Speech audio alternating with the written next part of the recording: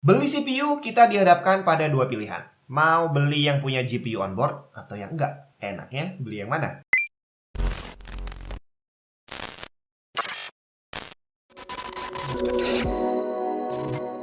Halo semua, Jun di mana? Kalau untuk prosesor Ryzen, itu nama GPU onboardnya adalah APU. Nah, udah pada tahu kan pasti. Accelerated Processing Unit, atau bisa juga disebut Application Processing Unit. Awalnya dulu, APU itu dibuat untuk pasar CPU low power, yang biasanya dipasang di netbook atau di tablet. Jadi, secara harga harusnya lebih murah. Tapi semakin kesini, APU ternyata semakin diminati. Bahkan yang dipasang di dalam prosesor itu semakin lama semakin powerful. Vega, wah namanya aja udah keren gitu ya. Dan akhirnya harganya yang harusnya targetnya jadi lebih murah malah jadi lebih mahal. Nah loh, jadi lebih baik kita beli yang mana nih? Apakah yang punya APU dan agak mahal atau yang tanpa APU tapi sedikit lebih murah? Nah, di video ini saya kasih contoh satu CPU dari Ryzen 7 5800X. Bisa nebak nggak yang mana kardusnya? Nah, secara 5800X kan adalah yang paling baru dan berarti harusnya paling mahal kan dari yang versi-versi sebelumnya. Ternyata kardusnya bukan yang ini. Ini terlalu kokoh. Ternyata ini, Bre. Ini kardusnya tipis banget. Bahkan dibandingin yang lama nih Ryzen 3, tebel. Buset nggak tuh? Ini ya nggak apa-apa lah. Yang penting performance-nya, ya kan? Nah, si Ryzen 7 5800X ini dia nggak punya APU. Dan saat video ini dibuat harganya macem-macem sih, tapi saya ambil tengahnya sekitar 6,3 jutaan. Di kelas yang sama, Ryzen juga mengeluarkan Ryzen 7 5700G. Nah, G ini adalah penanda bahwa si 5700 itu punya APU. Dia harganya lebih mahal dikit dibandingkan 5800X, selisih sekitar 200-300 ribuan kurang lebihnya ya.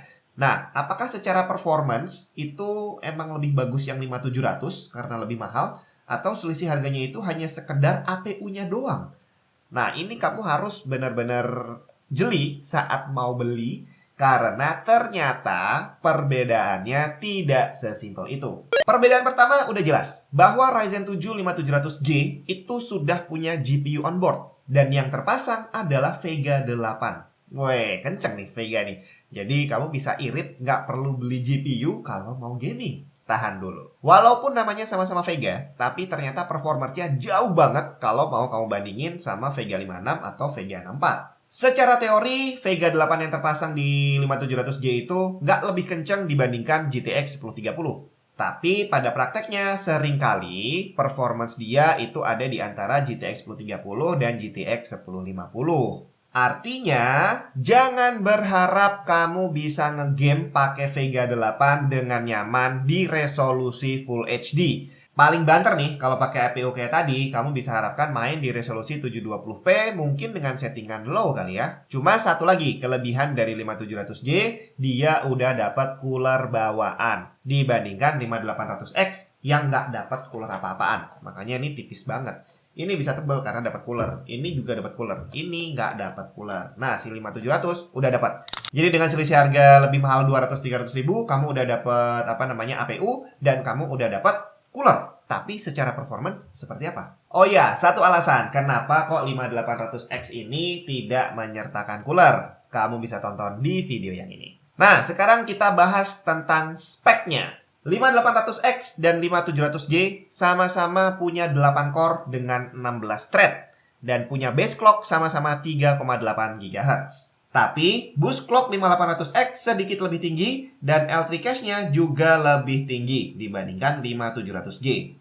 Dan satu hal yang wajib kamu perhatiin adalah 5700G cuma mensupport PCI Express 3.0, sedangkan 5800X udah support PCI Express 4.0. Artinya, kalau kamu mengharapkan gaming performance dengan memasang dedicated GPU, maka dua prosesor ini bisa beda jauh mungkin nantinya. Kalau hanya processing power dari CPU-nya sendiri, selisihnya hanya sekitar 5%. Tapi begitu kamu pasang dedicated GPU, apalagi yang generasi terbaru dan kamu pakai untuk ngegame, mungkin baru akan terasa bedanya. Karena jalur PCI Express Gen 3 dan Gen 4 punya bandwidth yang beda jauh. Dan kalau kita udah bicara tentang PCI Express Gen 4 dan Gen 3, ini ceritanya bakal lebih panjang lagi nih. Nggak hanya cerita tentang performance gaming kalau kamu pakai GPU generasi terbaru. Kita juga udah bicara tentang support SSD NVMe Gen 4. Jadi kalau kamu beli Ryzen 7 5700G dan kamu pasang di motherboard mahal macam Crosshair 8 ROG Extreme ini dia udah support PCI Express generasi 4. Artinya kamu pasang SSD NVMe Gen 4 dan juga GPU yang Gen 4, performance-nya bisa maksimal.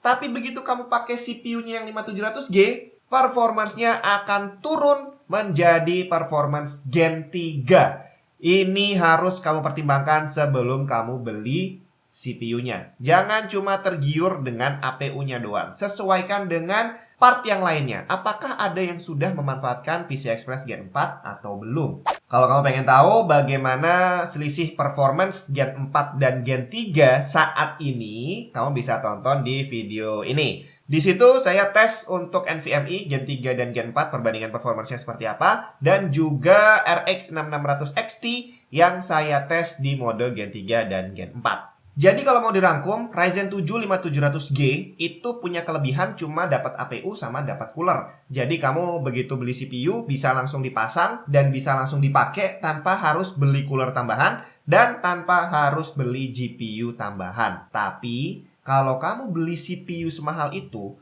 yakin kamu nggak butuh GPU. Mau kamu pakai buat apa?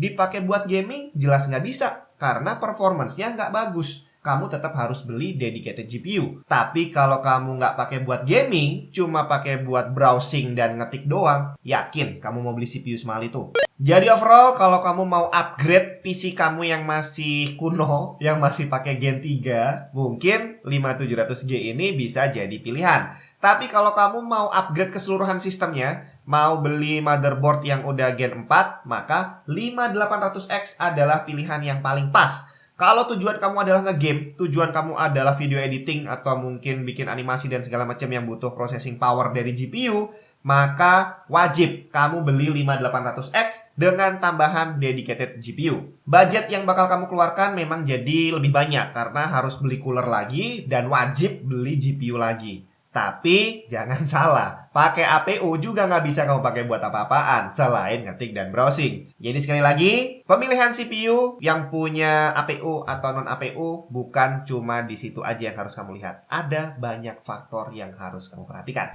Sampai ketemu di video yang lain.